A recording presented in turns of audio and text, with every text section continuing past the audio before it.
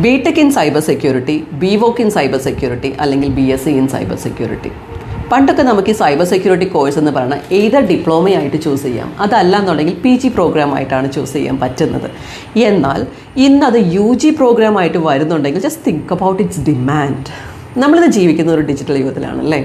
അതുകൊണ്ട് തന്നെ ഈ പറഞ്ഞ സൈബർ സെക്യൂരിറ്റീസ് ഭയങ്കര ഇമ്പോർട്ടൻ്റ് ആണ്. നമ്മളുടെ ഇൻസ്റ്റ അല്ലെങ്കിൽ വാട്സപ്പ് ഒന്ന് ഹാക്കായി പോയെങ്കിൽ നമ്മൾ എത്രമാത്രം ടെൻസ്ഡ് ആകുന്നുണ്ട്.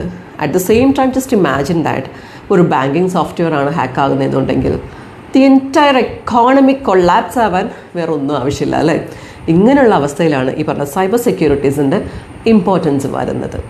സോ അത്യാവശ്യം ഡിമാൻഡുള്ള കോഴ്സല്ലേ സൈബർ സെക്യൂരിറ്റി എന്ന് പറയുന്നത്.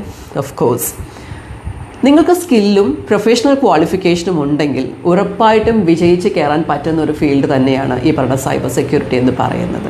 നിങ്ങളത് ചൂസ് ചെയ്യുമ്പോൾ ശ്രദ്ധിക്കേണ്ട കാര്യം അതിൻ്റെ സിലബസ് ആണ്. കാരണം സിലബസ് ഇസ് വെരി ഇമ്പോർട്ടൻറ്റ്. നിങ്ങൾ ഏത് കോളേജ് ചൂസ് ചെയ്യുന്നതിന് മുന്നേയും സൈബർ സെക്യൂരിറ്റിയാണ് എടുക്കുന്നതെന്നുണ്ടെങ്കിൽ അതിൻ്റെ സിലബസ് എന്താണെന്നൊന്ന് നോക്കുക.